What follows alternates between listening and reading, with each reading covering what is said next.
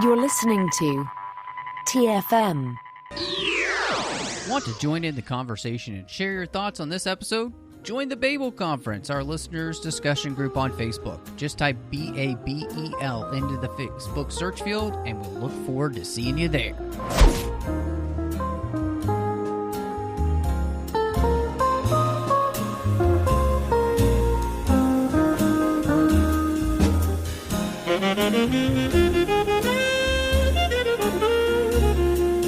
Well, hello and welcome to TFM's local watering hole. So excited to be here for episode 450. And I'm just one of your hosts, Matthew Rushing. I'm so excited to have back with me to celebrate the one and only Christy Morris. Woo! 450, dang. It's been around a long time. You don't look a day over 325. Exactly. Well, congratulations. Thank the maker. I can't believe it, honestly, that it's, been going on for this long. When we started way back in the day, I'm pretty sure it was 2012, if I'm not mistaken. I had no idea that, we would end up going this long. And, what's crazy is that, we have 450 numbered episodes, and then we had supplementals, and putting that all together, we have 487 episodes. So it's crazy just to think of how many we've done. Plus, of course, the bonus shows with Assembling Avengers, as well as Snyder Cuts in there as well. So we've got a lot that's happened in the 602 Club. So thank you, everyone, for joining us this long. But we're still here, so please make sure you're subscribed wherever you're listening so you'll get our episodes as soon as they drop. You can also find us on Instagram and Twitter. On Instagram, we're at the 602 Club TFM. On Twitter, we're at the 602 Club, so please follow us and interact with us there. We'd love for you to do so. Christy and I enjoy interacting with everyone. You can also find us on Facebook with the entire network at facebook.com/TrekFM, and there's a listeners-only discussion group you can join called the Babel Conference. That allows you to talk to listeners from all over the world. And if you like our shows, of course, you can support us on Patreon at patreon.com/TrekFM and make sure that everything that we're doing keeps coming to you each and every week. And then, of course, last but not least, you can find all of the shows that we're doing here on Trek.fm, which is our website. So, Christy, today we're just kind of going back in time and having some fun. We're going to be talking about Lara Croft Tomb Raider, the very first movie to star this video game character. And, of course, as everybody knows, she started off as a video game first. And so I just wanted to know just kind of what your, experience was with the game. Before we dive into talking about the movie at all, was this a game that you've played a lot of, that you enjoyed? Not that I played a lot of, but I remember not long after the game came out in 96, this was the first game and first game system, which being the original PlayStation, that my sister and I were allowed to have. Our parents got us, I think it was even a used PlayStation. But they always, were very big advocates of us playing sports, playing outside, not doing things like video games. And so this was the first time that we had one. And so Lara Croft was a big deal for us. And at the time, I was 9 years old when it came out. And so especially for me, this was like, oh my gosh, somebody that I can identify with and be excited about and want to be part of that world. And then seeing the movie come out only 5 years later, it was the same kind of feeling all over again. So I actually went to see the movie as soon as it came out in theaters, and I had the poster. Nice. Very cool. Which poster do you remember? Was it just the one of her standing there? Or? Yeah, it was the one with the blue background with her standing with the pistols and the shorts and tank top. Nice. Very cool. And this was the start. I don't know if all of you have seen what I look like, but I never thought that I looked that much like her until this movie came out and people started calling me Angelina on a regular basis, which it makes you feel nice. But yeah, it sure does. I mean, Angelina Jolie is very good looking. I mean, I was as like, is you. I'll take So, it. I mean, I can see her people. You can't, but, you know, no, my friend Christy is a beautiful lady. So I can see the resemblance, though, for sure. And But so I just thought that was did so you funny. cosplay as her then back in the day? I never have. Dude. Oh, you got to make that happen. I know. I You think could I feel like totally I need to yeah. now that we've got another Yeah. thing coming out. So Exactly. I mean, yeah, they've got the animated series that's going to be coming to Netflix, and so. But no, I could totally see you. I'm surprised you haven't, because I know you did Catwoman and Khaleesi. So but this kind seems of like started me going down that road of like badass female characters. Nice. That's awesome. Yeah. It's interesting for me just with the game. I think I probably started playing around the last Revelation, and then is my guess. That or Tomb Raider Chronicles. I can't remember. Anyway, but I played. I didn't have a system. We didn't grow up with them at home, as many listeners know. But once I kind of was out on my own and could buy my own system, I did, and then I played, of course, through Legend and Anniversary Underworld, of course, the new series. Mm-hmm. As well. So I've played a bunch of the games, and I always enjoyed them because, of course, I mean, the games themselves are basically based off of, an Indiana Jones type of storyline, and, being an archaeologist, and, they call her a Tomb Raider, but most of the time she's trying to save things, not Tomb Raid, as you would see. So I've always enjoyed the game, and part of that too is that I'm better with games in general where I'm not trying to fight a bunch of people all the time. I'm better at the games where I'm trying to figure out puzzles and like that kind of stuff. It's an exploration game. Yeah, that type of thing. Exactly. And of course, again, having the thing basically where you are an Indiana Jones type of character to me is very exciting. Like I've always enjoyed Indiana Jones as a kid, one of my favorite things to come around. And so, having that as the basis for a video game was really interesting. And I was also thinking about, this is an interesting thing for them to do as well, to try and turn a popular video game into a film, because, you'd had other films like Mortal Kombat or Street Fighter where they're trying to turn games into a movie, and neither of those worked. And so I feel like, honestly, this movie, there's a lot stacked against it as you come into it. And I think there's a lot of baggage that comes along with trying to do a video game adaptation in a film, because I don't think anybody had seen it work. Of course, you had Super Mario Brothers as well that wasn't good. I mean, none of those films were things that people wanted to go to. So it does feel like, yes, of course, makes sense that you would want to turn this popular video game into a film, but actually doing it, I mean, that's a whole different process, because nobody's done it well up to this point. And, I'm glad that you brought that up about other similar ones that had come out just before, because obviously, I guess I shouldn't say obviously, but I don't know if you played Mortal Kombat, but it was a incredibly popular game, and something that I definitely played and loved, and thought the character designs were so cool and the music was fun. But you still need to have some kind of a good story to back all of that up to make it into a feature film. And same thing here. So I think that that's always everyone's trepidation with a video game made into a movie, is what's going to be the story that ties all the cool elements together to actually make it work. And then having the right people. Yeah. No, I mean, I think you're absolutely right. Obviously, when you're bringing a video game to life, one of the biggest things that happens in that is you have to bring pixels that everybody can kind of put their own imagination towards.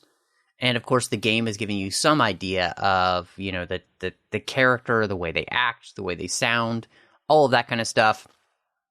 It's almost akin to bringing animation to live action. I think of, the way they've done that with bringing the Clone Wars to life that way. Of course, the Disney movies doing that, where they're bringing their characters to life from animation in live action. And it's hard, I think, to make that transition, right? And so for them, casting Laura was an incredibly important process, and one that they had to get right. And I'm interested to talk with you about this before we talk about, Angelina Jolie getting the role.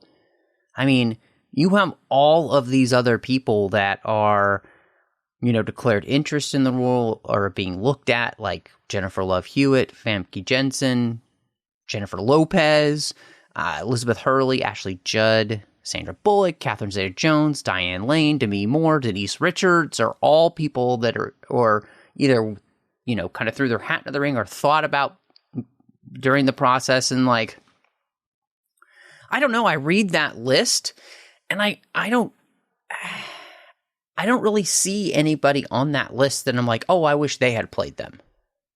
Mm-hmm. I mean, I will say there's only two that really jump out at me as being the right fit for this. And it's probably the two that you thought of as well. Famke Janssen could have done it after seeing her in Bond. And then also Catherine Zeta-Jones, because she did things like Entrapment. But still, both were much more of that cat burglar kind of style than like an action hero.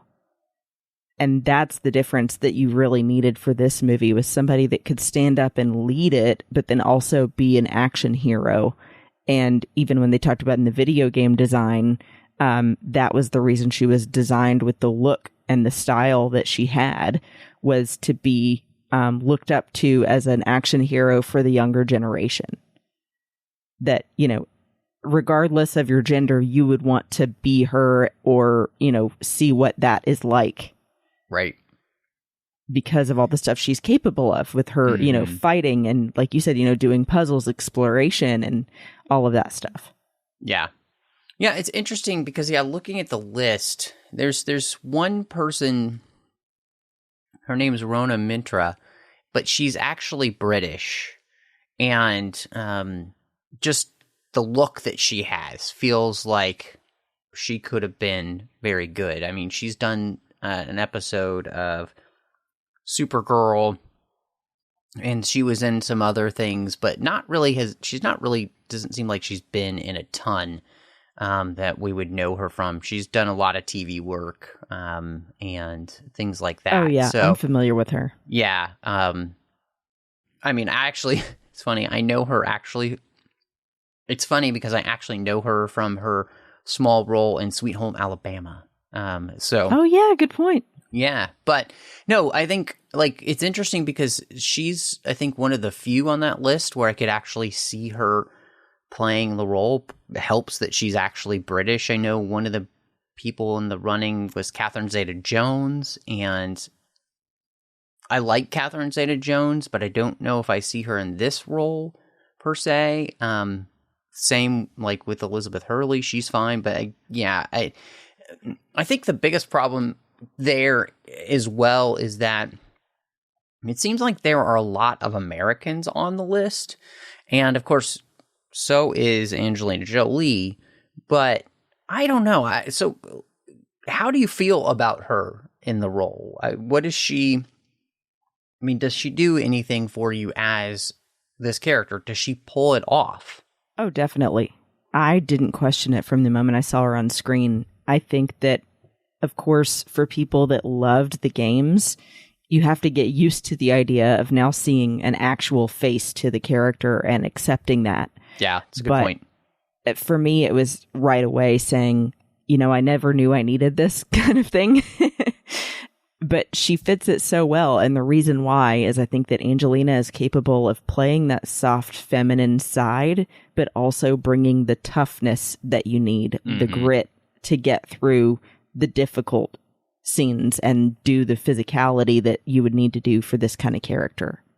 Yeah, I think it's interesting because, at this point in time, when you look back, Angelina Jolie was a very controversial figure, and a big part of that came from her personal life in what you were seeing in the tabloids. And she was a wild child, and not hiding the fact that she was doing some very interesting things and, not quiet about it, and didn't seem to care what anybody thought, which the director of this film, Simon West, said that for him, there was only one choice.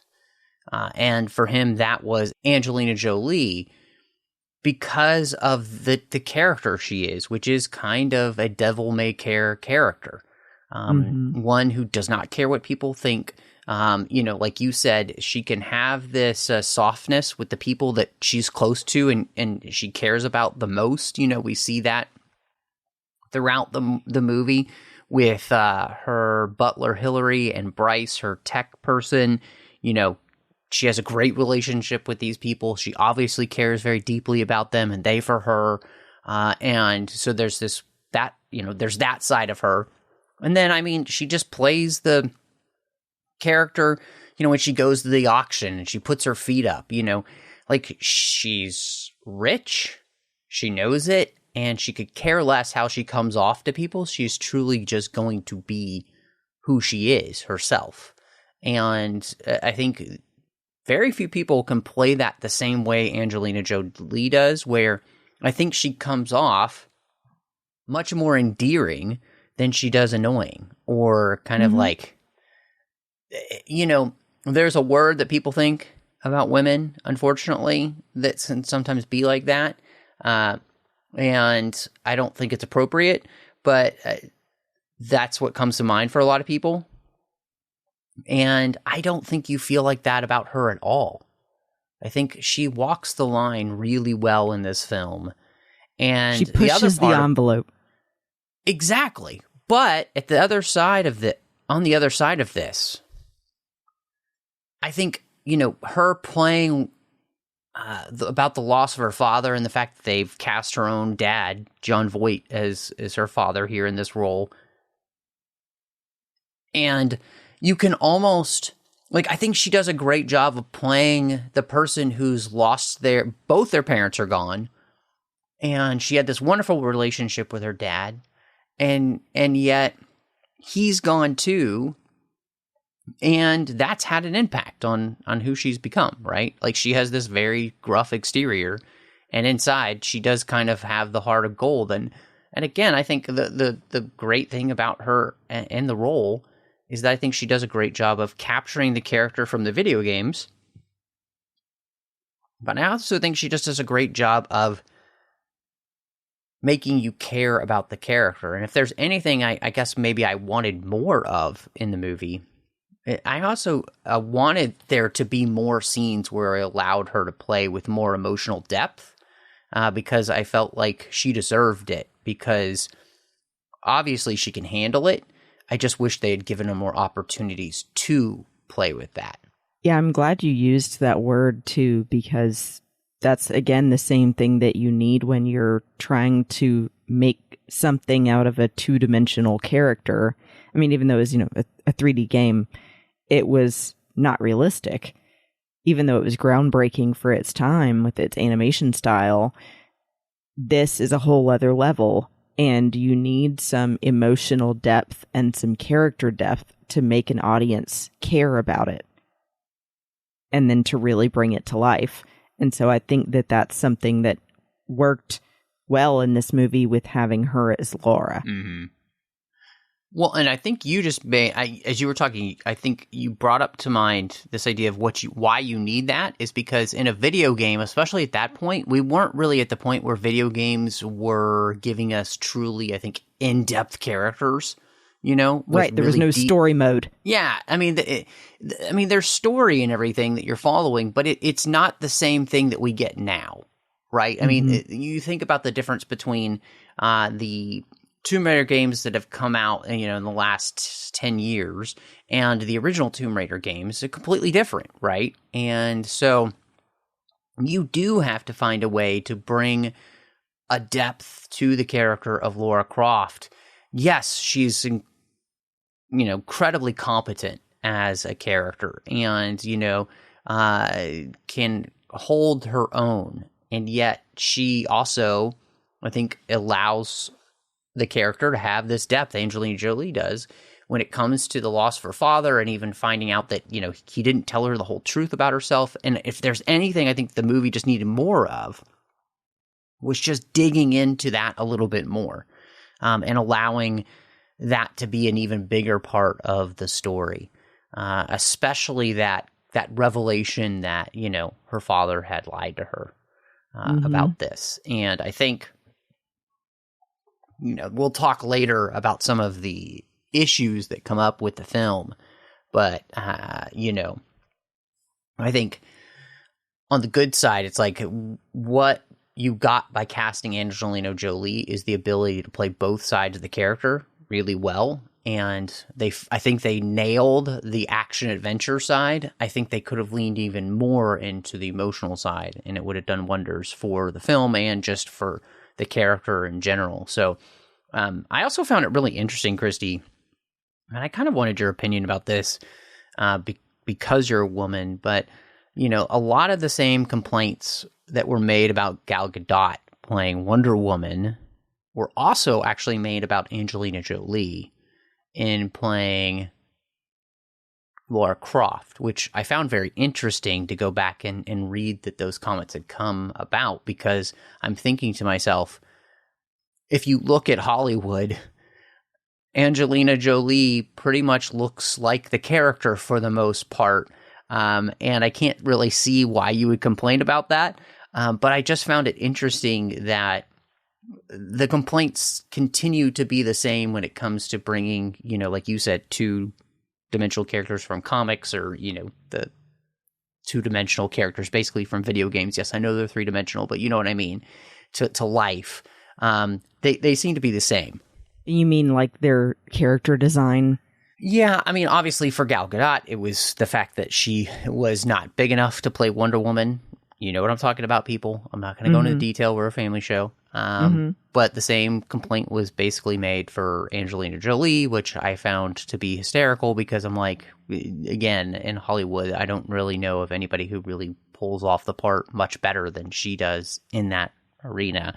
So I just thought it was really interesting that we keep having to have these same complaints, instead of, well, why can't we just focus on trying to find the best person to bring the actual character themselves to life? Obviously, we want to have some sort of resemblance. I think, with Alicia Vikander playing her in the new movie, based off the newer video game, feels very similar to the newer video game, right? And so, not the exact same, but close, And so I just find this fascinating.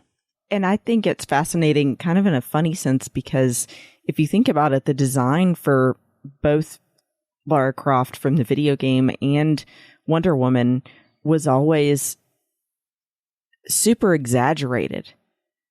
And the reason being because it started as art on paper. It was just someone's quote unquote muse or ideal woman of their dreams kind of look. And so it was never originally designed to be a real person, because it was a fantasy all along. And then this one, it's kind of funny too, because it originally was going to be a male character in the games. And apparently for legal reasons, they were concerned, because they had that similarity to Indiana Jones, then having a male lead may get them into legal trouble, which I thought was kind of funny. So they originally thought about having both male and female playable characters, and then switched to completely female to just avoid A, double the work making two playable characters, but B, possibly getting into copyright issues with it being too similar to Indiana Jones. And then we ended up with Lara Croft. Yeah. I think you make a great point in that, the beauty of the animated world, whether it's in video games or it's in 2D animation or in comics, is that these are idealized characters, right? Comics, of course, have always been about that, the idea of what we would all wish we could look like. Even, I mean, the male characters, the same as the female characters. It's the exact same. And so then when you're translating that to live action, you're not going to be able to get the same. But in all honesty, to me, like, the beauty of Angelina Jolie is I think she pulls off the characterization. So she just kind of becomes Lara Croft. And it felt like you were watching a cutscene of the video game, because I think she pulls it off so well. And she has the look, and I think of the feel of the character down. And so I just find it interesting, you know, that if that wasn't the case, then yes, I'd complain. Mm-hmm. But it's because I'd be complaining about the characterization of the character, not the way she looks. You know, it's not like they didn't try to find the very best person for the look and the feel of the character. And I think they got, you know, both. Exactly. And as far as the look, I mean, we know from every other kind of video game character made into a movie, speaking of Mortal Kombat, you can add things later to make someone match the look better. You can't necessarily make someone a better actor. That's a great point. And of course, you know, there's plenty of articles out there where Angelina Jolie talks about the fact that they did do some of that for her to make her look even more like the character.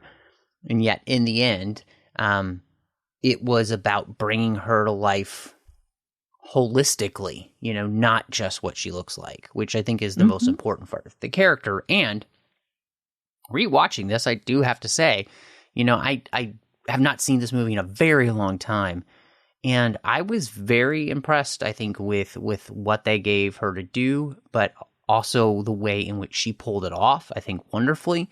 And again, all I would ask for as I'm thinking about the film after my rewatch was, gosh, I just wish they had given her even more to play with in the emotional depth area, because Angelina Jolie totally kills it when it comes to action and adventure. But I think the rest of the stuff she can do. You know, I've seen her play incredibly complex roles. So I wish they'd just, and maybe that was a part of the longer version of the film, which we'll talk about later. But like, you know, this film could have only benefited from allowing there to be even more emotional depth for the character of Lara Croft. Yeah. Well, and I'll add one thing, just to go back to the shallow side of it. It cracked me up, some of the lines that were written for her, because again, it fits that devil may care attitude so well about her as a person and the character. I love when she says to her butler, "Yes, a lady should be modest." Yeah. Like, yeah, what do you think, I'm a lady? Psh. Yeah. Well, and I mean, that's, you know, a part of this character. And I think that's where even some of that depth would have helped, in the sense of maybe just giving us a little bit more of her backstory. I mean, the fact that she grew up on mission with her father all over the world, you know, she kind of grows up basically a tomboy, you know, and, you know, so she doesn't have those refinements, right? And so I think part of this movie was really interesting because it was, and this is where, again, I think the depth would have helped. It was a part of her story to accept the fact that she is a woman of action, as well as just a woman in general. And I think that's a theme that the movie would have been really interesting to play even more with, but of course they don't, because there's the whole point at the end of the movie, you know, where she shows up in the dress, and it's there has been this movement, like, you know, because of being able to finally lay her father to rest inside of her, in the sense of like knowing what happened, knowing what he did, and kind of finally put that to rest. It allowed her to kind of accept herself fully. like all parts of her, not just the action adventure part, which I think could have been a great theme to play more with, but they don't. Which leads me to the story, Christy. I'm really interested. We talked about this idea that it's kind of an Indiana Jones type of story. And so I forgot that this movie was basically the Dial of Destiny before the Dial of Destiny.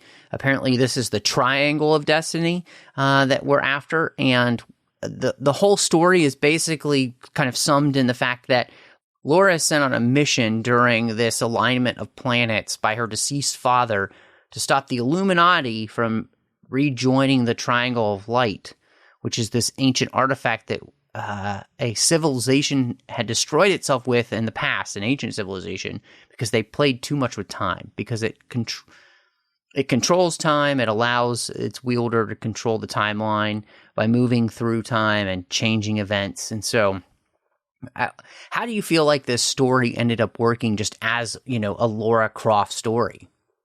I thought that part was pretty well executed. I think that, of course, anytime you bring in time travel, it is complicated and you have to be careful not to break your own rules that you've set up. But I think that it makes sense for the world that came from the games, that it's this kind of either Incan or sometimes Egyptian story that they're dealing with, because that was what was represented in the games as well. And that they're giving you enough information to be intrigued, but they're not going too deep into details to where you're bogged down and confused.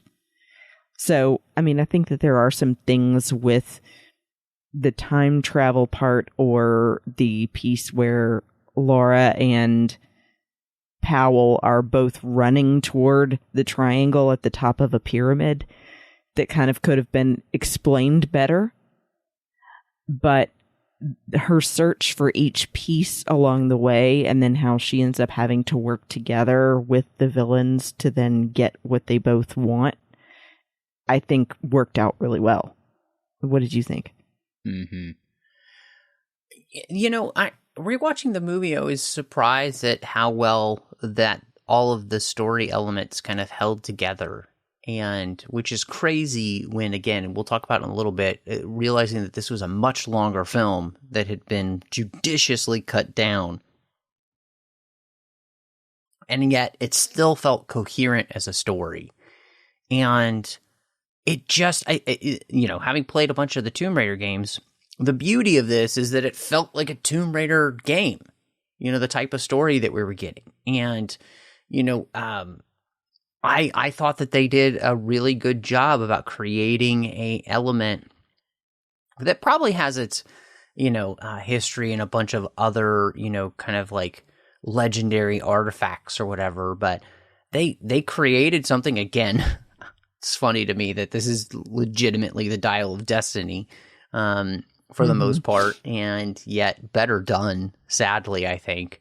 And even the way they played with the time elements, I thought was better. And much more easily digested than, the way you went back in time in that film. So, I think this does a great job of just feeling like the type of thing you would go after in a video game. And like you said, kind of giving you just enough explanation without bogging you down. And I really enjoyed that. I also thought it was great. Again, we talked about the fact that Laura learns that her father, had once been a part of the Illuminati and then abandoned them when basically he learns what they're planning to do with the Triangle. And then leaves to stop them and is murdered by them in the end.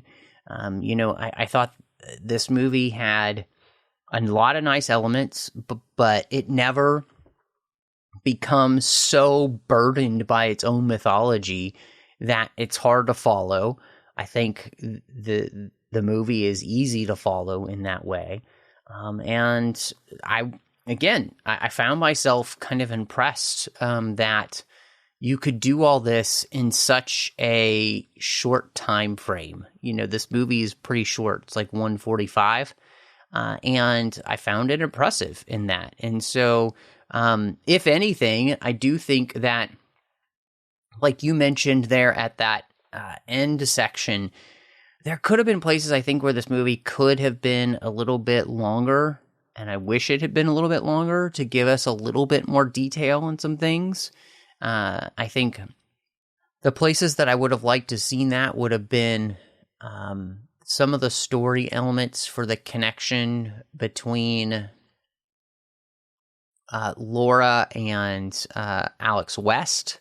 I think I would also like to seen, of course, as I mentioned, the emotional elements between Laura and her father. And so there's just places I think where you could have expounded the film a little bit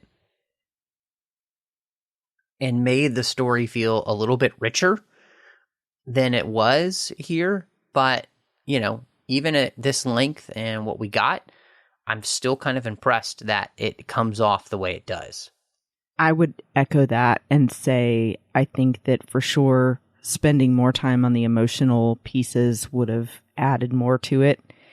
And I even wanted more about how she formed the relationship she has with the butler and with Bryce, her tech guy, and her father's friend that helps her figure out the clock in the first place.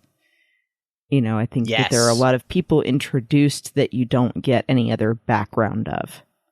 Yeah, I could not agree more with you. I think you're absolutely right. And so I think one of the things to talk about that I'm really interested in is the rest of the cast for the film. We get Daniel Craig, and we get Chris Berry, Noah Taylor, Iain Glen, and of course John Voight. But the one I was really interested in here first was Daniel Craig playing this acquaintance of Laura's, kind of rival treasure hunter, Tomb Raider, and kind of out for the money. He's basically like the Belloc to Laura's Indiana Jones.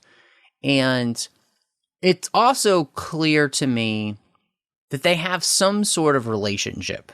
They've had some sort of, intimate relationship in the past, it seemed like to me, and they're not now. So how did this kind of work for you? Did you end up liking him in the role? Did you think he was the right choice for the film? I thought he was good. It's funny seeing this now and then learning, knowing that later he's going to be Bond, because you can see now, I think, the potential there for him to then go on and do more and be more of a lead. And that they definitely had chemistry as actors. And I think rightly so, clearly just even from the dialogue, they had something previously, whether it was a relationship or, just a fling. And now they're having to begrudgingly work around each other. It does give you enough to where you think maybe there's going to be more of this if they do another movie. Maybe they'll get back together. She clearly cares about him more than just being a friend because she saves his life. So, I think that they give you enough breadcrumbs to be interested and hope that there's more and not go too far and jump the shark with it. And he holds his own.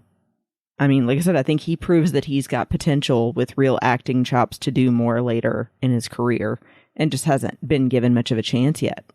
I thought he was good in the role. If there's anything I think that was interesting as a choice is that they don't allow him to use his British accent, and he is using an American accent, which I didn't quite understand why they were having him do that. And in all honesty, I found his American accent to not be good. He was doing this weird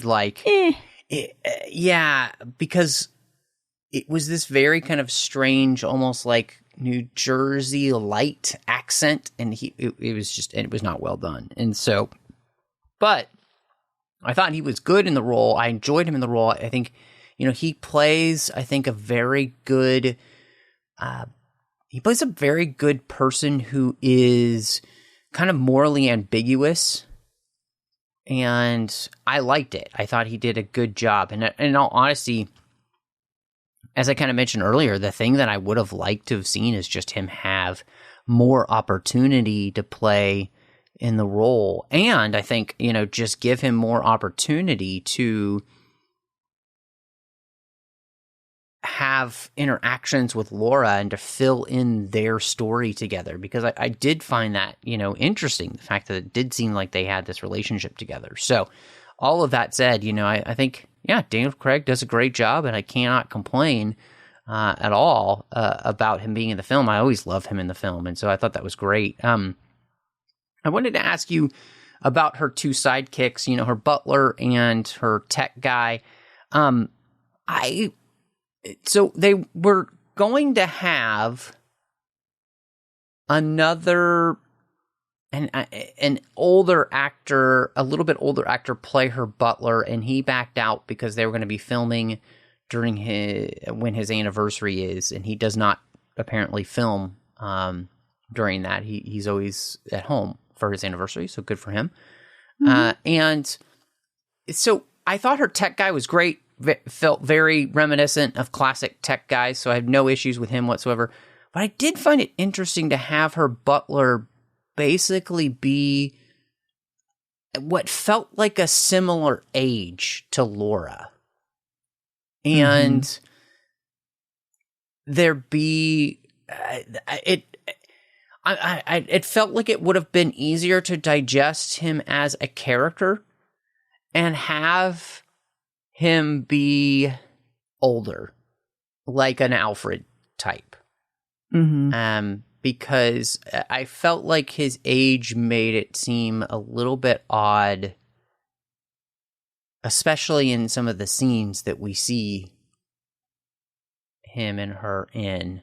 You mentioned specifically where she's like a lady would. And it's like, ooh, okay, that's interesting choice. So, how did you feel about that? I'm glad you pointed that out, because I didn't actively think about that being something that made me uncomfortable about that character, but it's like, now that you bring it up, I'm going, maybe that's the main reason that I didn't love this actor in that role, because it's supposed to feel more like a father figure in the way, at least, that they've written him. So then to see somebody that seems very close to her age in that role, it just doesn't make sense to the brain. It's like you're trying to make two things work together that don't go together. Father figure, and yet they could be twins, kind of thing. Yeah. I mean, I get this idea, and there's nothing wrong in any way of there being this kind of like brotherly relationship, right? And I get that feeling from him. He's very protective of Laura. But it felt basically like it would have been better to have him be more of an Alfred type, where he's a father or grandfather figure, than a brother type. And again, it just seems weird, for them to have this relationship where she discards a towel and, she has no problem seeing her naked. And, he's basically not much older, if any older than she is. At least it doesn't seem like that. So it was just a strange thing. Mm-hmm. And then to still make it like it's either a sibling relationship or a father relationship, in spite of that scene, which is very sexual, that you're just like, yeah, that's odd. Yeah, I mean, very much so. I don't know how it could not be. So, to me, too, I thought, I love Iain Glen. Of course, really know him from Game of Thrones, but being reminded that he was the main bad guy as Powell here, and one of the leaders of the Illuminati, I thought he was great as the villain. I thought he did a fantastic job. He's kind of swarmy. He felt like a good Bond-like villain. I liked him a lot. Okay, I forgot until I rewatched this that he's like the unsung hero of this movie, because I realized again, the reason that I've always liked him and everything I've seen him in is he has this way of speaking that's very slow and methodical and a little bit lower tone. So you're forced to really actively listen, and everything is so measured, and it's just so beautiful the way he speaks sometimes. You know what I mean? Like that scene of him and Lara in the Illuminati's meeting space with the throne and everything. I just feel like you're hanging on his every word. It's just so good. Yeah, no, I mean, I agree with you. I think he did a very good job. I thought he was great in the role. And, you know, in the end, he's kind of a mustache-twirling villain because we don't really know his desire other than for him to have this power. And yet, there's just something about him that just makes that acceptable, I feel like, in the movie. Like, I had no problems with it. Mm-hmm. And I think that he just has enough charisma on screen that he's just kind of fun to watch, playing against especially Angelina Jolie, and they have a fun, interesting chemistry together, I thought, as well. So, no, I completely agree with you on that. I think he does a wonderful job, and I would agree in many ways. He is kind of an unsung hero, and part of that, I think, is because you need this movie to have a villain that plays the part well and kind of keeps you interested. Otherwise, I do think the movie would kind of be much worse than it actually is if that hadn't happened. And so I think he does a great job. So another one of the things I wanted to ask you about is just kind of I was thinking about this, it's really the production of the film. But part of that came to the fact that they went and filmed in real locations. They've got a ton of practical effects in this movie. And of course, they are doing a lot of practical stunts. There is some CGI work here, but this is a 2001 movie, so there's not a ton of that. There is some. It's not great. Let's just say that. So, but I was actually really impressed by how good this movie looks for the most part for a movie from 2001. And I think mainly it's because the movie is very grounded for the most part, except for I mean, I would think the big temple in Cambodia is the biggest moment where they use some CGI, but still they're on a very practical set, and so there's this reality to everything that's happening for the most part, which is pretty impressive, I think.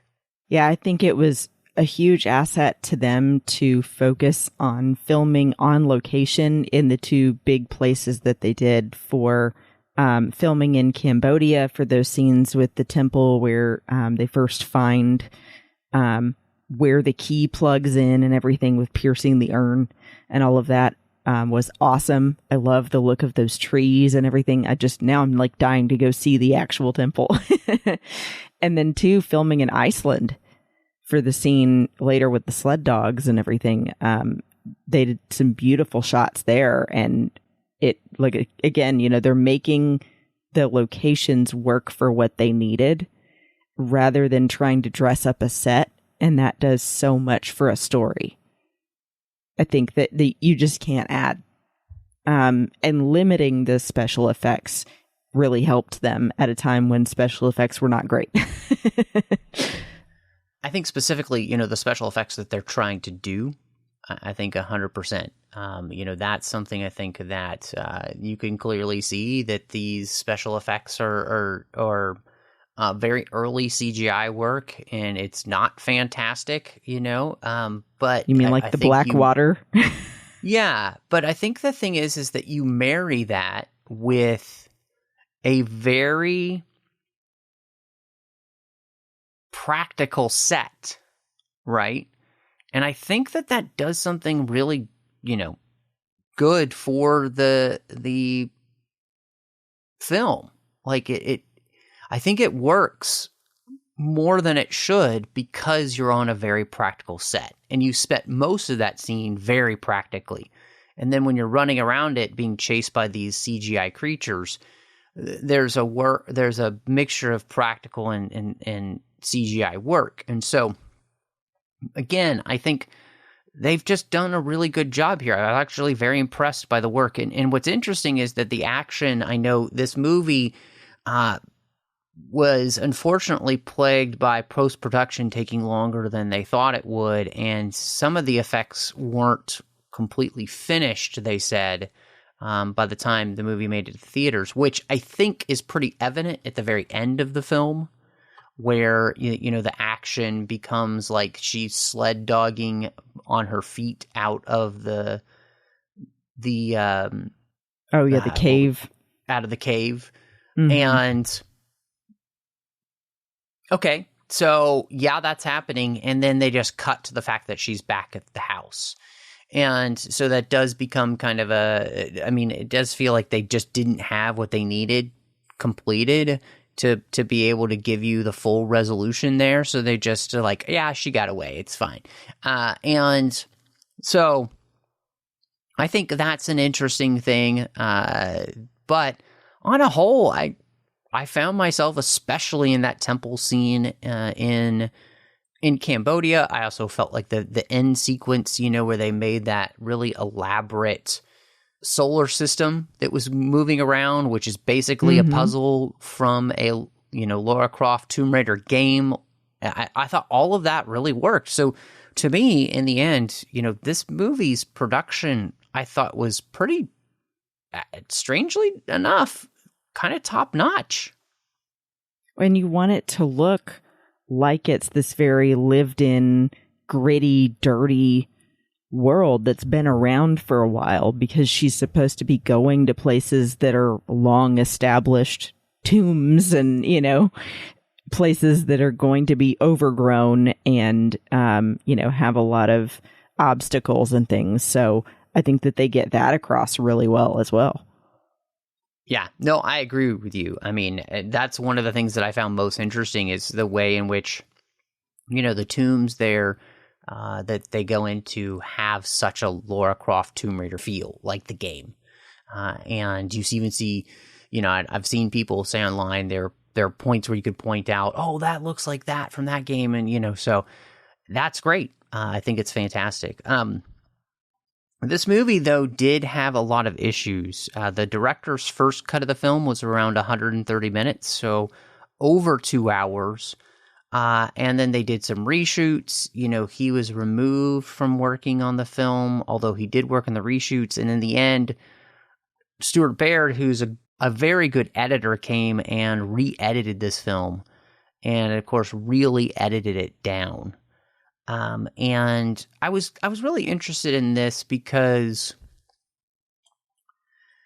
it did feel like, as I was watching it this time, where I could see the places where this movie could be expanded and be longer by giving more explanations, as we talked about in places. And so I wanted to ask you about that, though. Would you be interested then in kind of seeing a longer cut of this movie to see what it looked like? Yeah. Just purely for the curiosity, but then also to see if the areas where they added more were those things that we talked about wanting, more emotional weight and more of her relationship with Alex, or if it was just more fight scenes, then maybe not. Yeah, I feel like it would have been interesting to see this movie more fully. And I do feel like, as we've talked about, there were places in the film for that to happen. And yet, I'm surprised in this movie how well the edit actually works. Like, I that's the place where I find myself really surprised. It absolutely does work. And one of the places where the issues had one of their biggest impacts was the score. The video game composer for Tomb Raider, Nathan McCree, was actually supposed to score the film, and they wanted a more well-known composer, and so they had other composers they were going to have come in and do it. Danny Elfman was one of them, and unfortunately his work got shelved for the movie. Michael Kamen had been come in to help figure things out, but they didn't use his either once Baird re-edited. And Graham Revel came in and did 60 minutes of music in 10 days. And I feel like this movie, you can feel it because I do feel like this movie actually needed a score that didn't basically feel like you're kind of mimicking The Matrix. I felt like it needed a score that did feel more like kind of a mixture between Indiana Jones and something, maybe slightly more modern. I think that really would have helped the movie because I did not love the kind of Matrix-esque techno score that we got for most of the film. Mm-hmm. Yeah, I mean, I can certainly say you notice the inconsistency of the music overall in the score, and then the individual songs that they throw in here and there. Obviously, they have this overall vibe of very, like, techno, electronica kind of style, which it kind of fits, I guess, if you want to say, like, an action film mixed with some, computer guy in the chair kind of thing. But I think that it's noticeable that it's just not all fitting together very well. And that you do need an overarching theme for Lara herself. I think that it was probably a mistake that they didn't bring in Nathan McCree because he was someone that had already written for the character before. That might have worked really well. And it was all because they wanted someone more well-known when it's like other people have gone with a complete unknown and then had this amazing score. Sometimes you just need to give someone a chance. Yeah, it's interesting to me because Alan Silvestri does the music for Cradle of Life, which is the next Lara Croft movie that they ended up doing, and he actually uses the theme from the video game, and so it's interesting that they just didn't go that route. It seems strange to me that they would do that. I don't know why you would do that, but it's kind of fascinating to me that they just went down that road. I don't get it because scores are so important for films. And you being especially more of the score person than I am, I trust when you say that. But the other thing that bothers me about the music they did choose was then it takes you away from it possibly being a timeless piece and being very dated. Yes. The music you end up with, although you've got some U2 thrown in there, it's also like Fatboy Slim and then Where's Your Head at the end. I was like, oh my God. Talk about blast from the past. Yeah. I mean, I think 100% the score could have helped create a more timeless feel. Obviously we have the technology on screen that's very much a part of when this movie was filmed, which is in, late probably 2000, and then the movie comes out in 2001. So all of that is there that you're not going to be able to hide in the future, of course. But I do think you could have helped make the movie more timeless with a score that works better for the character and just for the film in general. And like you said, gives it a slightly out of time feel, which would have been nice. And so I'm so fascinated talking through this because I feel like in a lot of ways we've really said, mainly good things about the film. And some of our critiques have really more been along the lines of, well, I just wish we had more of that. So where do you end up landing with this movie, and what are you going to rate Lara Croft, Tomb Raider? So I will say, in spite of all of the good things we said, there were a couple of ick moments for me with the movie, especially on the rewatch, like the music. And then that scene where she comes up on the front wheel of a motorcycle and slaps a guy in the face with the back wheel. Oh, I kind of thought that was cool. I know it was dumb, but I thought it was kind of cool. Yeah. I mean... but I love the trapezing from the ceiling in her living room thing. That was cool. Mm-hmm. It's very cool. And she did all of that herself, I read. So yeah, and she's kind of a daredevil, so that makes sense. So I think that there are some things that kind of make up for the little issues here and there I have with it, and that it's fun to go back and see how nostalgic I am for this, and that it reminds me of a very specific moment in my life growing up.